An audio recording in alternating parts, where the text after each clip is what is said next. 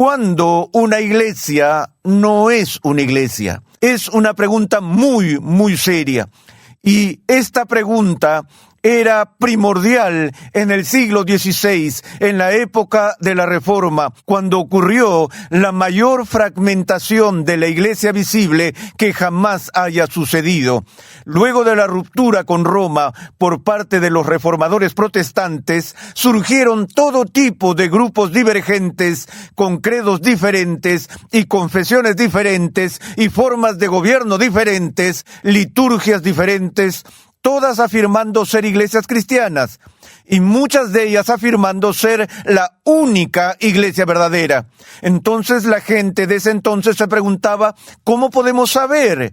Es decir, ¿cómo distinguimos una iglesia verdadera de una iglesia falsa? ¿Cuáles son las marcas de una iglesia auténtica?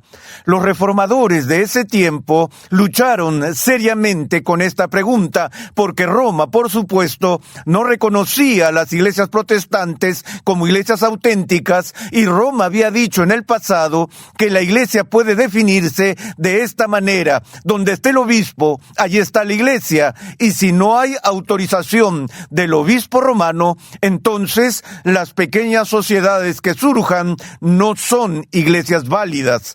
Los reformadores protestantes adoptaron un punto de vista diferente sobre el asunto y trataron de aislar y delinear las marcas de una iglesia válida o verdadera, y prácticamente se basaron en 3 de estas características distintivas. Estas 3 características son estas. En primer lugar, dijeron que una iglesia, para que sea una iglesia verdadera, el evangelio debe ser predicado fielmente. Más adelante volveré a ese punto para desarrollarlo. La segunda marca de la iglesia es que es una institución donde los sacramentos se administran debidamente. Y la tercera marca de una iglesia es que practica una disciplina auténtica, y de allí se desprende que tiene un gobierno eclesiástico, el cual existe para el cuidado y la disciplina de la gente. Así que de todos los diferentes elementos que componen una iglesia, los 3 no negociables que los reformadores señalaron como marcas esenciales de una verdadera iglesia son estos 3. Veamos el primero, el evangelio, donde se proclama el evangelio.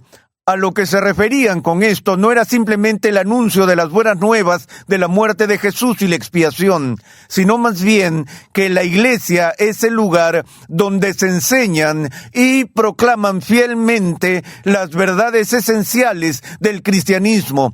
Si una iglesia, por ejemplo, en sus decretos oficiales o normas confesionales negaba un elemento esencial de la fe cristiana, entonces eso significa, según los reformadores, que esa institución ya no sería considerada una iglesia. Por ejemplo, el protestantismo histórico no reconocería el mormonismo como una iglesia cristiana auténtica, porque la fe mormona históricamente ha negado fundamentalmente la deidad de Cristo.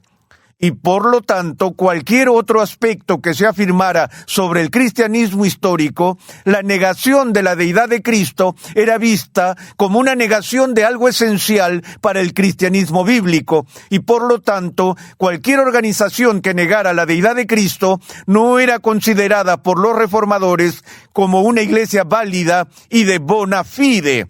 El tema con Roma en el siglo XVI sobre la doctrina de la justificación por la fe sola, que era tan volátil en ese momento, era volátil porque los reformadores creían que la doctrina de la justificación por la fe sola era un elemento esencial del Evangelio. Aunque la Iglesia Católica Romana abrazó firmemente muchos elementos de la ortodoxia histórica, como la deidad de Cristo, la Trinidad, la expiación y ese tipo de temas, su condena de la justificación por la fe sola inclinó a los reformadores a llegar a la conclusión de que Roma ya no era una iglesia válida. Ellos creían que Roma se había convertido en apóstata en el siglo XVI, cuando Roma anatemizó y condenó la sola fide, por lo que los reformadores, cuando escucharon esa condena, escucharon una condena del Evangelio mismo, y por lo tanto no iban a reconocer a Roma como una iglesia legítima y viceversa. Roma no creía en la postura reformada del Evangelio y no reconocía a las iglesias protestantes como iglesias legítimas. El segundo aspecto tiene que ver con los sacramentos, y hay cuerpos cuasi cristianos en el mundo que no solo reducen los sacramentos de los 7 que la Iglesia Católica Romana sostiene a los 2 que la mayoría de los protestantes sostienen, sino que algunos han negado los sacramentos por completo. Los reformadores dirían, si no están los sacramentos, la cena del Señor y el bautismo, si añades cualquier otro elemento en tu organización, no es una iglesia. Eso se vuelve importante hoy en día cuando tenemos grupos y ministerios pareclesiásticos como Young Life y Campus Crusade, InterVarsity y otros tipos de organizaciones que practican diariamente varios elementos de evangelismo y ministerio cristiano. Tienen tareas específicas para trabajar junto a la iglesia. Ministerios Ligonier puede ser identificado como un ministerio paraeclesiástico. Somos una institución educativa, no somos una iglesia. Ministerios Ligonier no administra los sacramentos. No tenemos membresía eclesiástica, por lo cual no impartimos disciplina a las personas que forman parte de Ligonier. Esa no es nuestra función. Estamos llamados a ayudar a la iglesia en su educación, pero tenemos un enfoque muy delimitado en ese aspecto y no pretendemos ser una iglesia. Nadie es miembro de Ligonier en ese sentido. No bautizamos a las personas ni las hacemos entrar en la iglesia Ligonier, de manera que el uso de los sacramentos y ofrecer los sacramentos es una tarea de la iglesia, y toda iglesia verdadera practica los sacramentos. El tercer elemento es el elemento de la disciplina o el gobierno.